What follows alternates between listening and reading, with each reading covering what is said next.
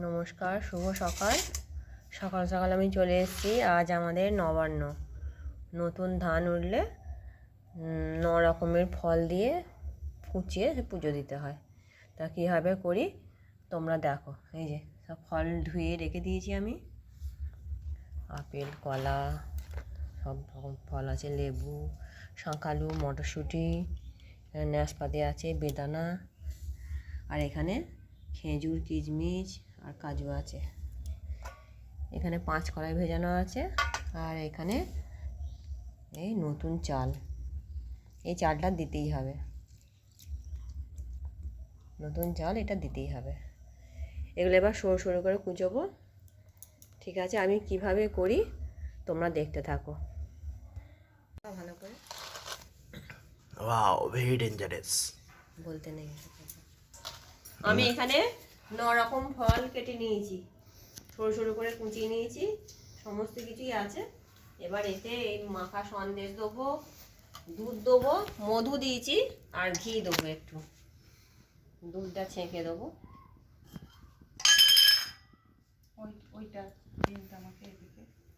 পুরো দুধটা দিয়ে দেবো? হ্যাঁ, পুরো দুধটাই দিয়ে দাও, অনেকটা আছে তো। হ্যাঁ, জল পুরো দেখো। দেখো গরুর দুধ তো দিয়ে যায়। এতে 1 পোয়া দুধ দেওয়া হলো, একটু মধু দিয়েছি আর এই গুড় দিয়েছি। এই যে খেজুরের গুড়টা এই যে এই দিক থেকে আমি কেটে দিয়েছি এতে। এটা আবার পায়েস করব। ঘিটা বসে গেছে। ঘি তো বসবে শীতকালে। মা বললো মুখ ফুটে যে সিম আনবি, ওই পালং শাকের তরকারিটা সিম দিলে ভালো।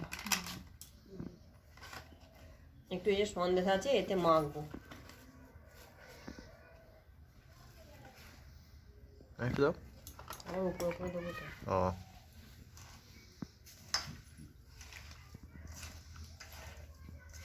এরকম ভাবে মেখে নেবো।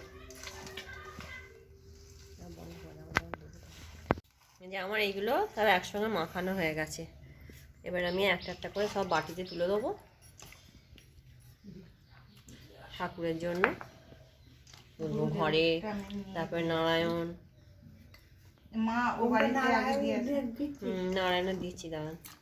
আর মা সব নিজে বসে দিন, যে প্রণাম করে ঠাকুরকে সব বাটিতে বাটিতে দেবো। ইঁদুর এখানে একটু দেবে, মঞ্চপের কাছে যখন দিয়ে দাঁড়ায় তখন দিয়ে দেবো। ওই যেগুলো নারায়ণকে দেবে গামলাটা সময় তো এইখানটায় বসে দিলেই হবে মঞ্চপে।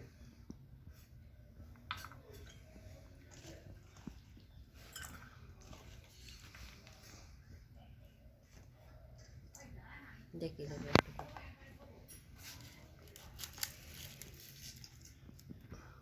তার দুনায়ের বাড়ির আলাদা করে করে দেবে। ওদের বাড়িতে নবান্ন নেই মা? না, আসলে যেতে পারবে না, কেউ তো যেতে পারবে না। এখানে কাছাকাছি হলে 10 করা হলে দিন। ওটাই দাও। এবার ঠাকুরের কাছে বসিয়ে দেওয়া হবে।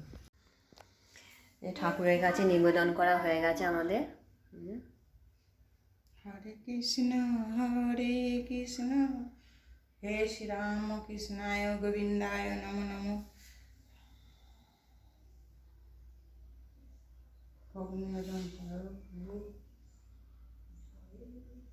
হ্যাঁ, দিদি ইয়ে করছে, পুজো করছে।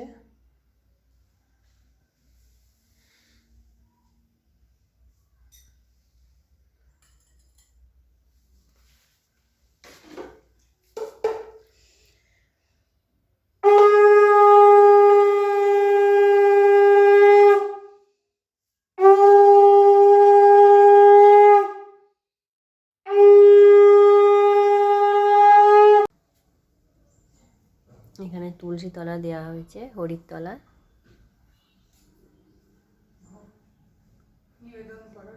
আর এই যে ইটু ঠাকুরের কাছে দেওয়া হয়েছে।